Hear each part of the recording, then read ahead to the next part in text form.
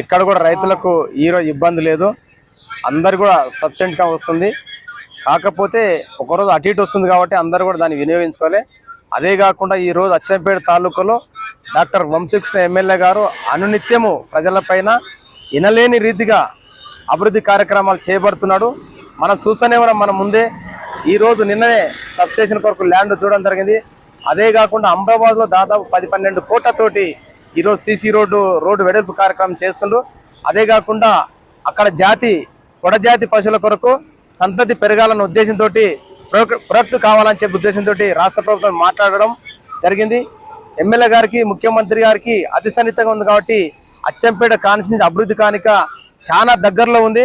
మనం కూడా ఎప్పుడు కూడా ఎమ్మెల్యే గారికి అండదండగా ఉండి వారి సేవల కొరకు మనందరూ ఎదురు చూడాలి.